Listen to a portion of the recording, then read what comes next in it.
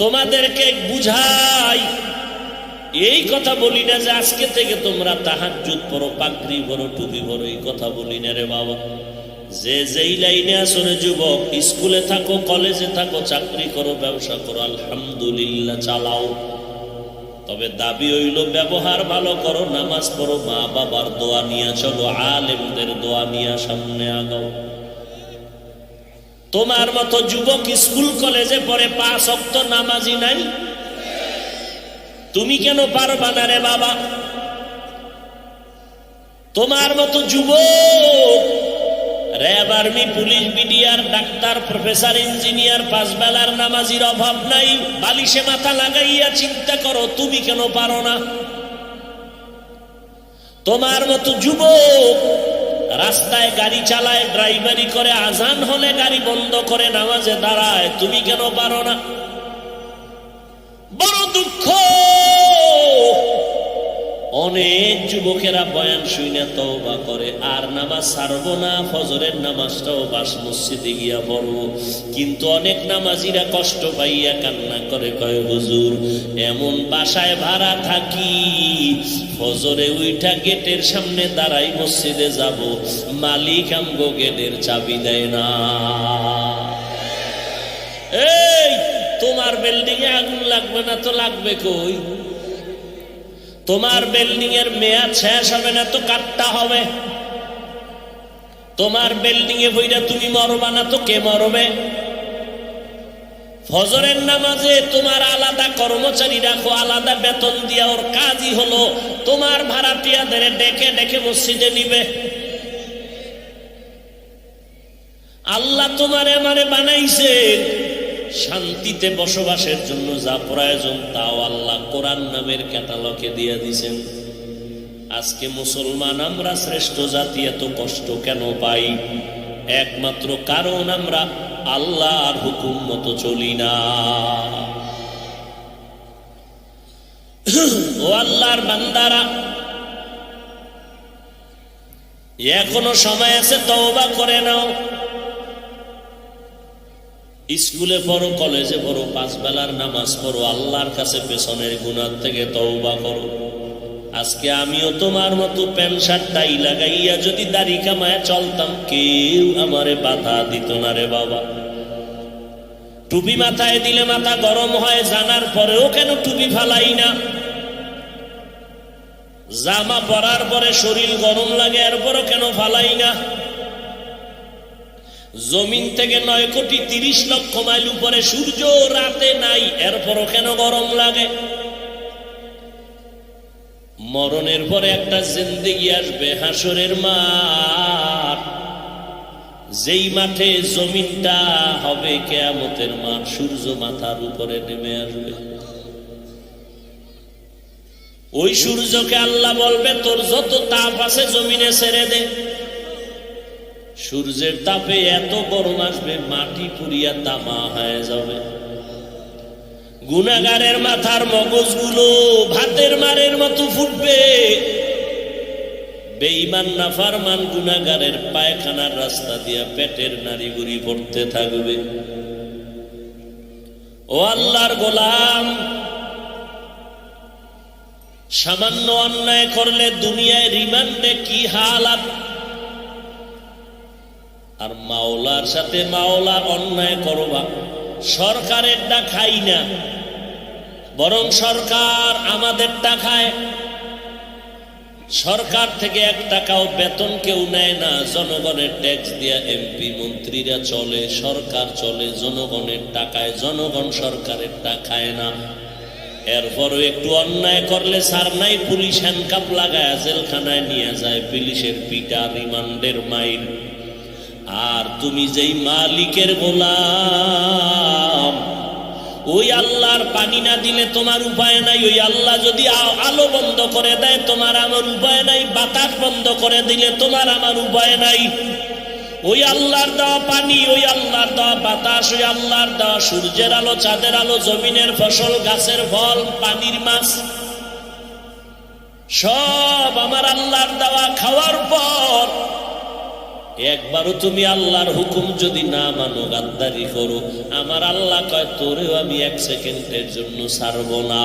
হাসরের ময়দানে যেদিন আসবি আমি আল্লাহ সেদিন ইনসাফের বিচার লাগায় দেব। এরে বান্দা, যত বাহাদুরি করো, হাসরের ময়দানে আল্লাহ পাক ইনসাফের বিচার করবেন। নবী বলেন এমন বিকট এক মুহূর্ত হবে, এমন পরিস্থিতি যে সব নবীরা যাদের কোনো গুনাই নাই তারাও কান্না শুরু করবে, উম্মতের কথা ভুলিয়া যাবে, নিজের বাঁচানোর জন্য কাঁদবে, আল্লাহ আমারে বাঁচাও, সূর্যের গরম সহ্য করা যাবে না। ওদিকে জাহান্নামের আওয়াজ, জাহান্নামের আগুন, জাহান্নামের আওয়াজে হাসরের ময়দানটা থরথর করে কেঁপে উঠবে। নবীরা পর্যন্ত কাঁদবেন। ও আল্লাহর বান্দারা, ও যুবকেরা, ১৫০০ বছরের উপরে আজও পর্যন্ত কোরআনে কোনো ভুল বের করতে পারে নাই। বলো বাবা, ওই কোরআন যদি সত্য হয়, কোরআনের ভিতরে যত বয়ান আছে তাও সত্য। ওই কোরআনে জান্নাত জাহান্নামের বয়ান আসেনি? মিশা কথা কইস না। কোরআন শরীফে জান্নাত জাহান্নামের বয়ান আছে। কে জান্নাতে যাবে, কে জাহান্নামে যাবে তাও আল্লাহ বলেছেন। জান্নাতটা কেমন আরামের ঘর, জাহান্নামটা কেমন ভয়ঙ্কর, আল্লাহ তাও বয়ান করেছেন। জান্নাতিন তাজরি মিন তাহতিহাল আনহার খালিদিনা ফিহা আবাদা। জান্নাত এমন শান্তির জায়গা, যারে আমার আল্লাহ ছোট একটা জান্নাত দিবে, 10টা দুনিয়ার সমান জান্নাত পেয়ে যাবে। এই 10 দুনিয়ার সমান জান্নাত পাইও আফসোস করবে, ভিআইপিটা পাইলাম না কেন। এমন আরামের ঘর। আর যারা গুনাহ নিয়ে কবরে যাবে তাদের জন্য জাহান্নাম কেমন ভয়ঙ্কর। আল্লাহ তাওয়াজ করেছেন, ওয়াইলুল লিকুল্লি হুমাযাতিল লুমাযা আল্লাযী জামাআ মালান ওয়া আদ্দাদা ইয়াহসাবু আন্না মালাহু আখলাদা কাল্লা লা ইউনবাযান্না ফিল হুতামা ওয়া মা আদরাকা মাল হুতামা নারুল্লাহিল মুকাদা।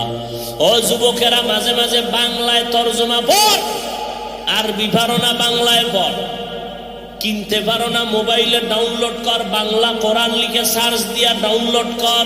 ওয়াইলুল্লি সূরাটার বাংলা তরজমা পড়। ইজা জুলজিলাতিল আরদু জিলজালাহা তরজমা পড়। আরাআইতাল্লাযী ইউকাযযিবু বিদ্দীন তরজমা পড়। আল কারিআতু মাল কারিআহ ওয়া মা আদরাকা মাল কারিআহ তরজমাটা দেখ। ইজা জুলজিলাতিল আরদু জিলজালাহা ওয়া আখরাজাতিল আরদু আসকালাহা ওয়া ক্বালাল ইনসানু মা লাহা তরজমা পড়।